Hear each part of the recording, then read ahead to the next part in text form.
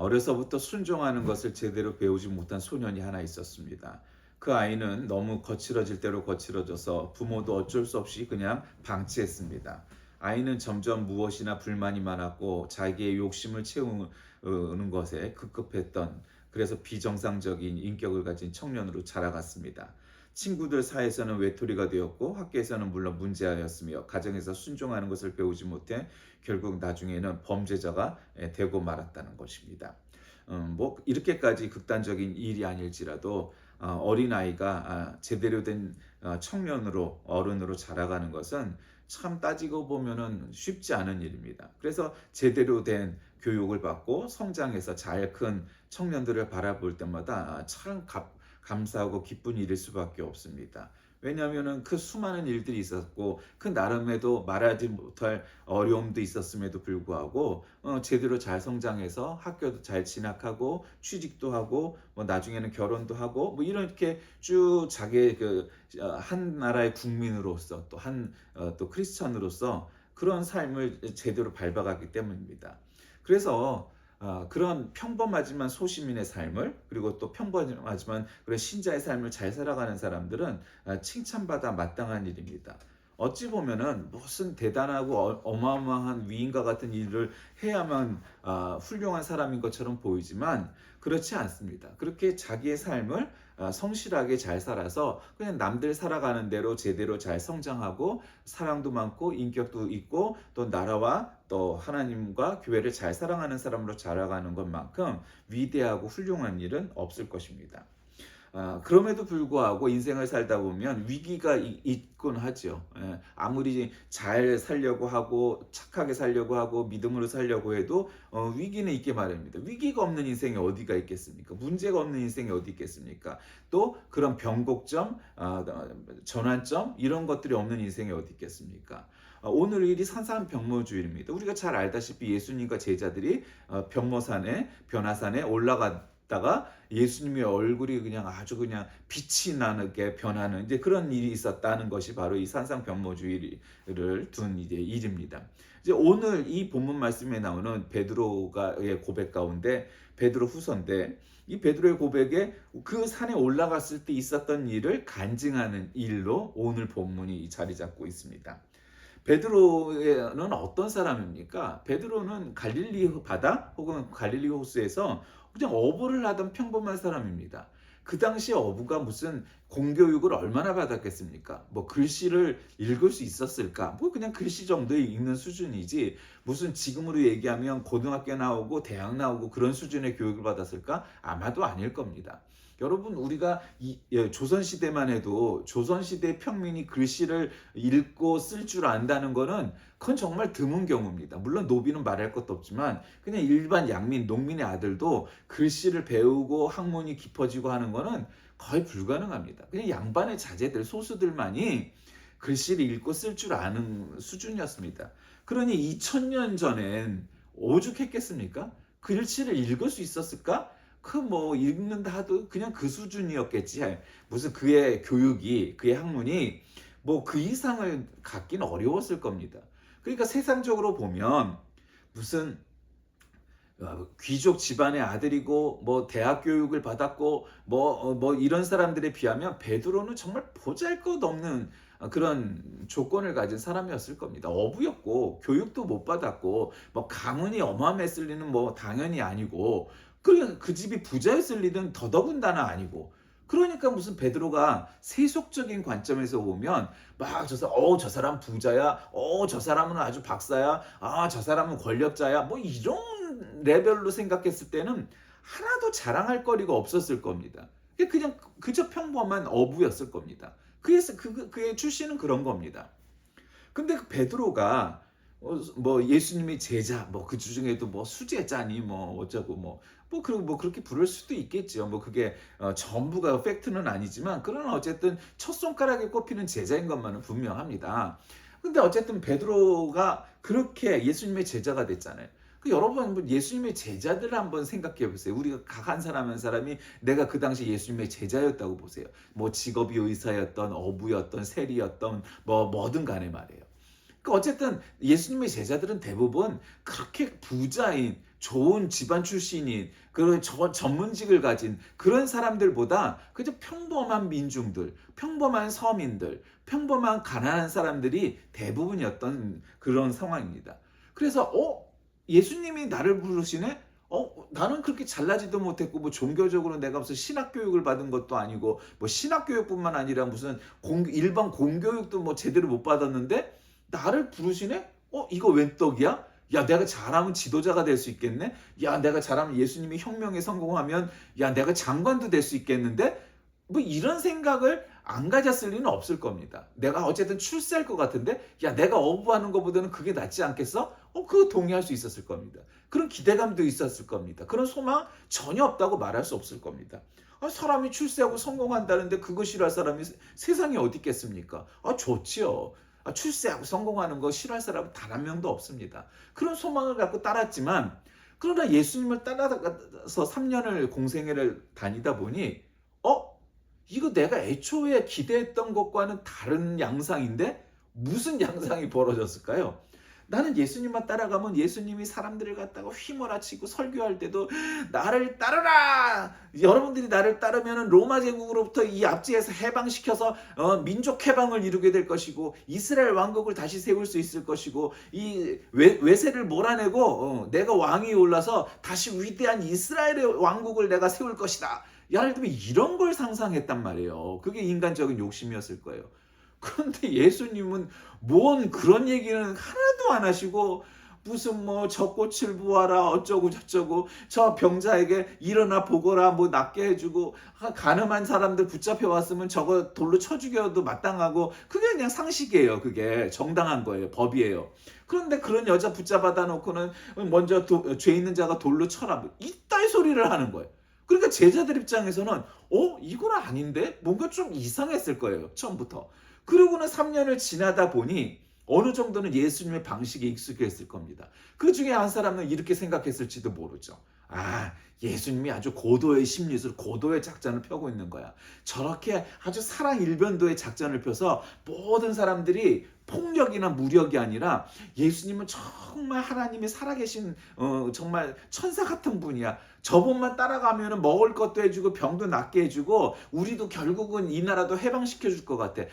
너무 사랑이 많지 않으시잖아. 그런 작전으로 마치 햇볕과 바람에서 햇볕으로 저를 갖다가 사람들을 갖다가 감동시켜주는 그런 작전을 피시는 건가 봐. 또 이렇게 착각을 했을 수도 있죠. 예수님은 사람들의 마음을 얻기 위해서 햇볕 정책을 편 것도 아니고 바람 정책을 편 것도 아니고 그런 게 아니라 그냥 예수님의 사역 자체가 그런 거였어.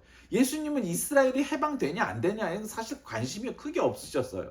그러니까 그렇기 때문에 그분은 메시지 가운데 여러분들이여 민중들이여 이스라엘 백성들이여 분기탱천하여 일어나거라 이러지 않으셨단 말이에요. 그런 거 없어요. 선동하지 않으셨어요. 민족 해방 이런 거에 관심이 없으셨어요. 크게 없었어요. 그럼 뭐에 관심이 있었을까요? 예수님의 관심은 한 사람 한 사람의 영혼에 대해서 관심이 있으셨던 거죠. 이 나라가 로마 제국의 식민지로 있든지 해방된 이스라엘 왕국으로 있든지 그게 별로 예수님 입장에서는 크게 다르지 않은 거예요. 크게 인생이. 여러분 부자 나라가 되면은 막 뭔가가 확 좋아질 것 같잖아요.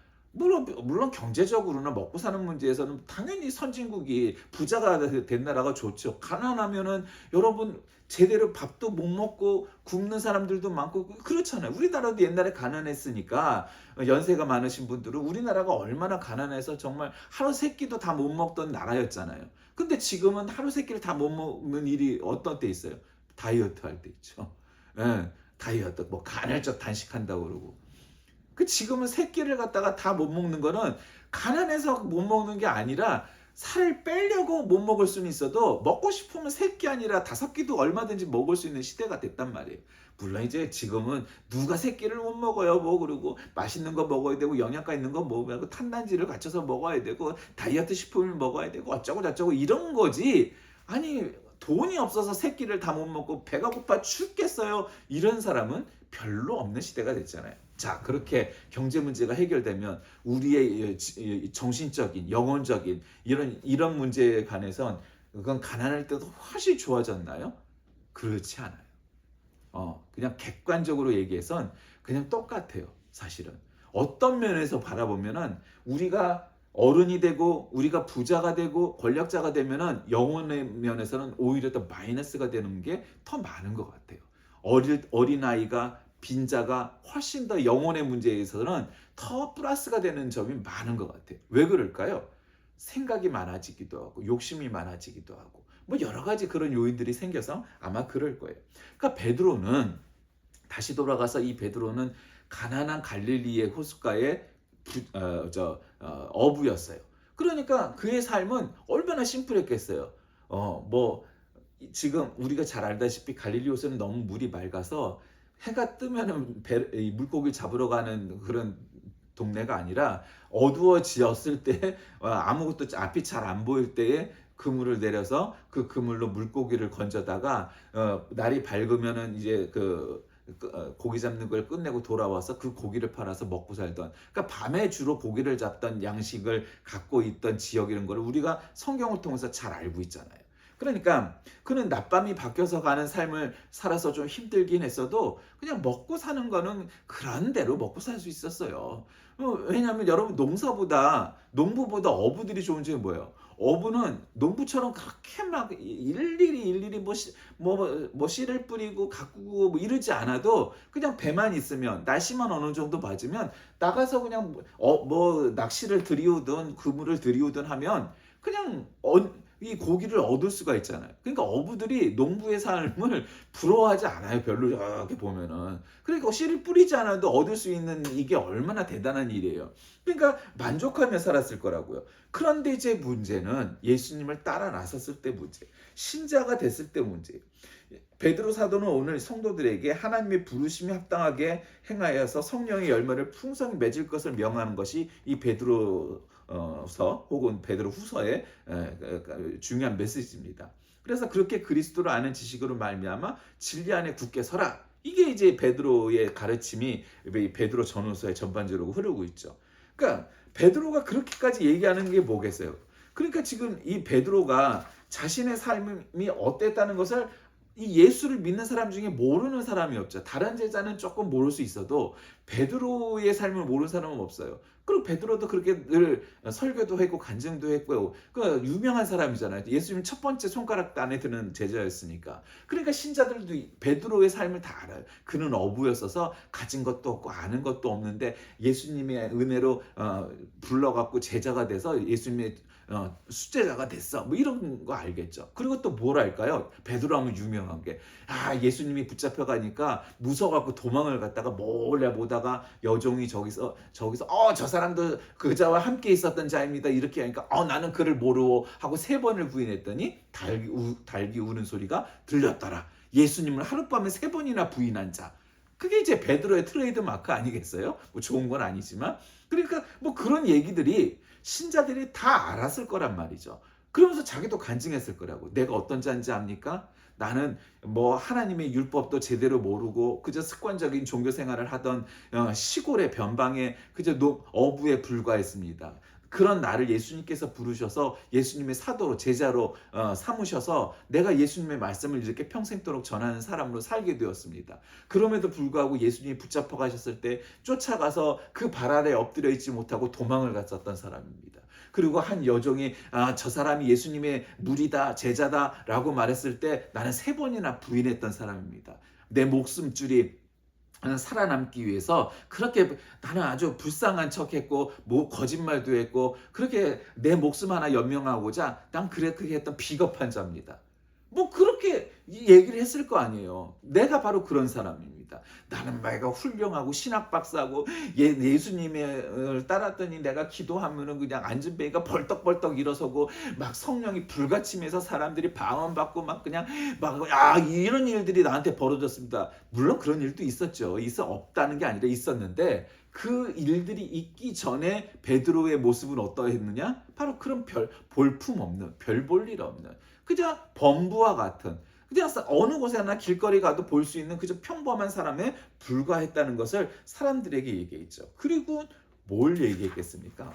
저는 오늘 이 본문의 제목을 성령에 이끌려서라고 잡았습니다. 그러니까 이 변화산에 올라갔어요. 그 변화산에 예수님께서 내가 밤새도록 철야기도록 할 거니 내가 이제 조금 있으면 붙잡혀 갈 거야. 그거를 이제 그렇게 대놓고 말씀하시지 않았으니, 그리고 이제 제자들을 데려다가 야 너희들도 나를 따라가서 밤새도록 한번 철야기도 하자. 그러니까 제자들이 거기서 잠을 자기 시작을 했어요. 야, 그러니까 예수님께서 나오셔서 얘들아, 어떻게 너희들은 하룻밤도 철야기도도 못하냐? 정말 믿음이 없구나. 그것도 하룻밤도 그 철야기도를 못해? 그러면서 이제 꾸짖기도 하셨어. 근데 어쨌든 거기서 예수님의 낯빛이 그냥 태양빛처럼 빛나기 시작을 해서 그게 변화산이 됐다는 얘기잖아요. 그리고는 이제 그리고 며칠 뒤 예수님이 예루살렘에 입성하시고 붙잡혀서 십자가에 달리시는 일이 바로 그 이 시즌에 있었다는 거죠. 그때의 고백입니다. 우리가 그 거룩한 산에서 그분과 함께 있을 때 우리는 이 말소리가 하늘로부터 들려오는 것을 들었습니다. 어떤 거요?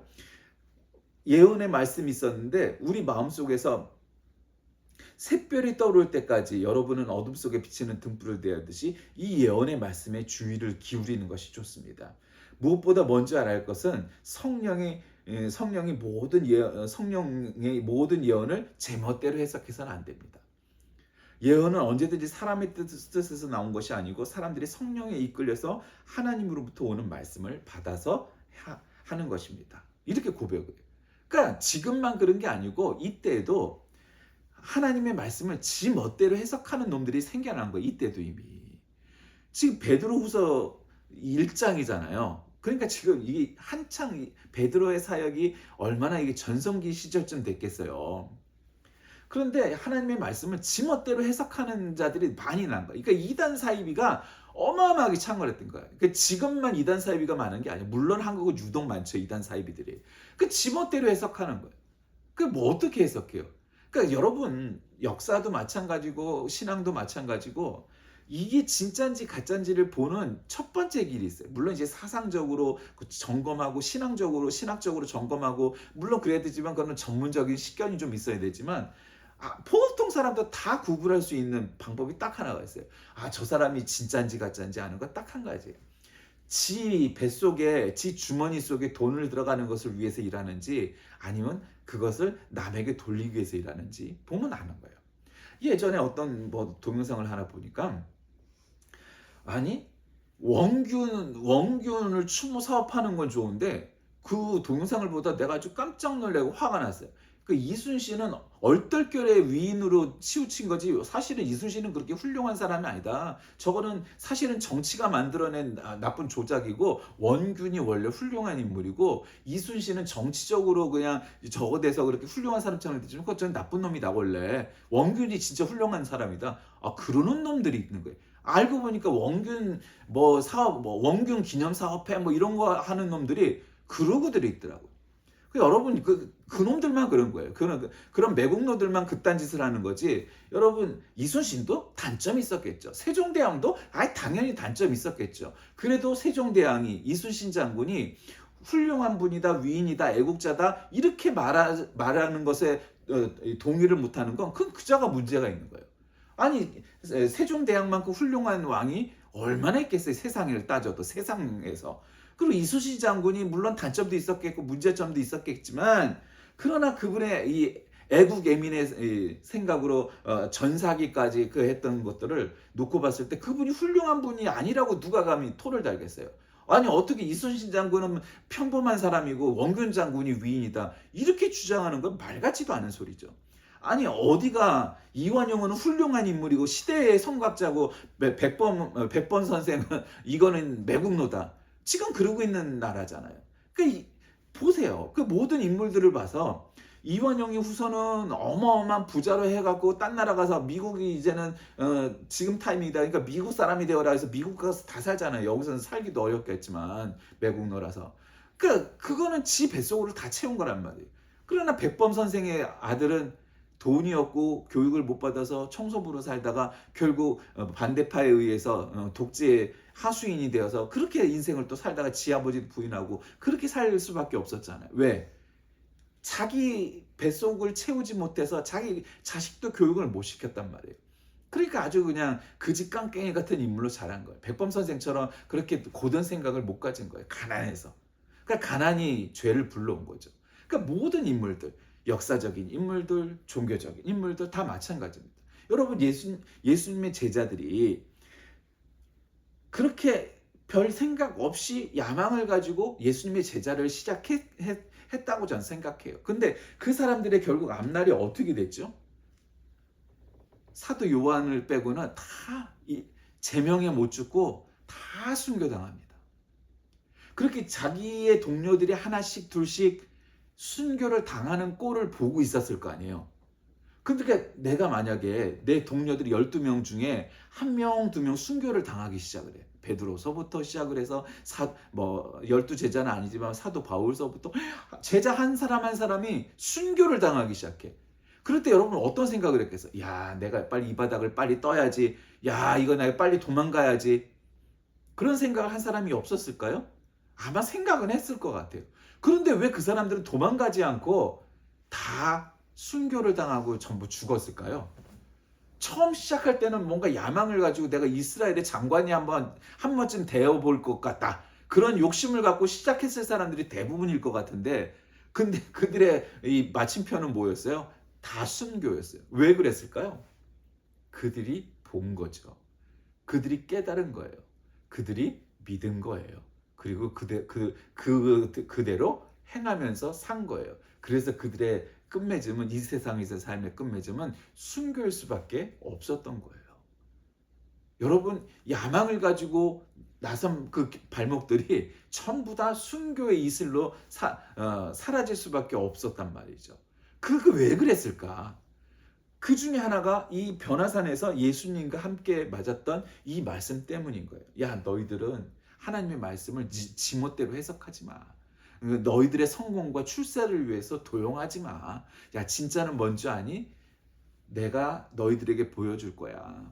내가 조금 있으면 붙잡혀 갈 텐데 십자가에 달리고 죽을 거야. 그리고 부활하고 승천할 건데 나는 동전 한 입도 내 주머니 속에 넣지 않고 내 모든 것을 다른 사람을 위해서 다 주고 갈 거야. 그렇게 살았던 것이 예수님이었어요. 그것을 3년 동안 동행하면서 본 것이 제자들이었어요. 제자들도 예수님처럼 그렇게 살았어요. 그렇기 때문에 그들의 마지막은 순교로 귀착될 수밖에 없었던 거예요. 왜? 예수님이 그렇게 사셨으니까. 예수님이 십자가 달려 돌아가셨잖아요. 죽으셨잖아요. 그러니까 제자들도 죽어야 되는 거예요. 죽는 것이 마땅한 거예요. 왜? 예수님의 제자들이니까. 그래서 예수님은 3일 만에 부활하셨지만 제자들은 하나님의 나라에서 부활하게 될 거예요. 그러니까 그 사람들은 예수님의 부활을 목격했기 때문에 부활을 본 자들이 어찌 딴 마음을 품을 수 있었겠어요. 예수님처럼 죽어야 부활할 거라는 사실을 그들은 알았던 거예요. 깨달았던 거예요. 그러니까 말씀을 혼돈해서는 안 되는 거예요. 하나님의 말씀을 자꾸 이단 사이비들처럼 하면 안 돼요. 그들은 자기 뱃속을 채우기 위해서 뭔가 하나님의 말씀을 자꾸 거짓되이 꾸며요. 그 진정한 하나님의 말씀을 품은 자, 가진 자들은 뭐예요? 지 뱃속을 채우는 자들이 아니에요. 지 뱃속에다가 돈 집어넣는 자들은 다 가짜일 수밖에 없는 거예요.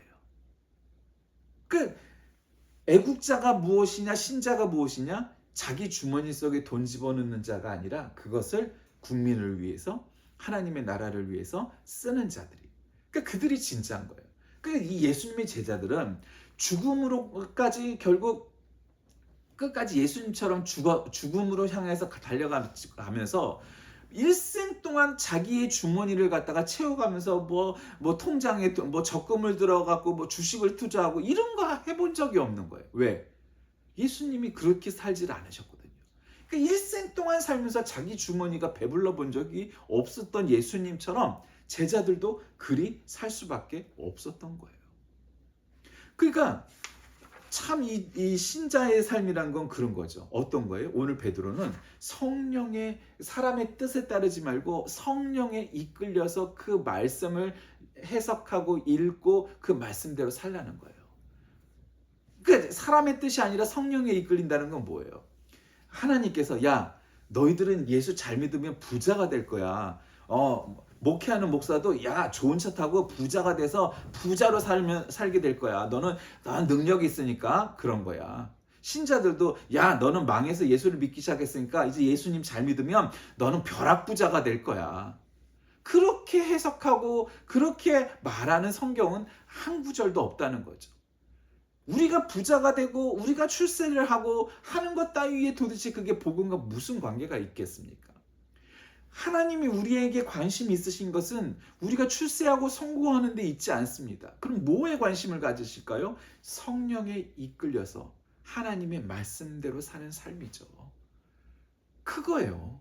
그러니까 이 예수님의 제자들이 예수님이 십자가에 달려 돌아가시는 것을 봤죠. 그리고 제자들도 하나씩 하나씩 죽어가는 것을, 순교당하는 것을 봐요. 그러면 도망을 갈 수도 있을 것이고 뭐를 할 수도 있었을 텐데 그러지 않고 다 그 길을 따라가요. 왜? 그들은 예수님의 죽음과 부활을 본 자들이기 때문입니다.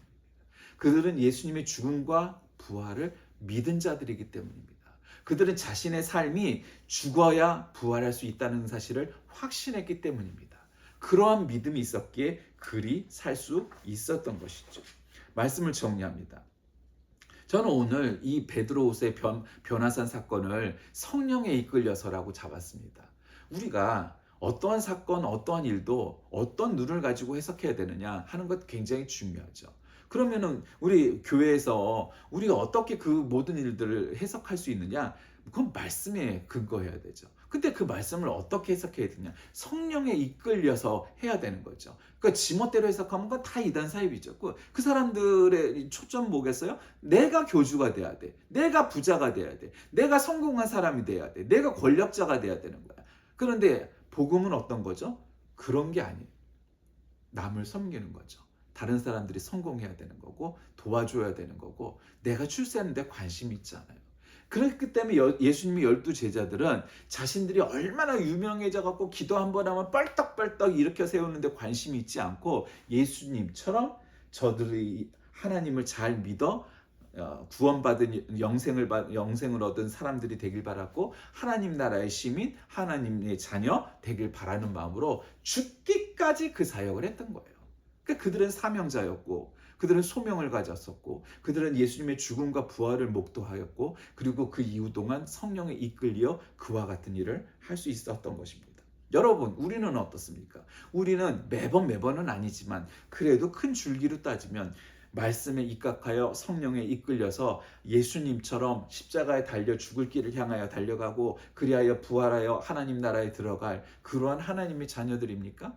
아니면 내 뱃속 채우기에 혈안이 되어서 내가 먼저 부자가 되고 내가 먼저 출세하고 내가 먼저 성공하는데 혈안이 되어 인생을 살아가고 있습니까? 성령에 이끌려서 사는 사람은 그런데 눈을 갖지 아니하고 하나님께서 우리에게 바라시는 한 영혼 한 영혼을 구하기 위해 사는 저와 여러분들 다 되시길 주의 이름으로 간절히 기도하겠습니다.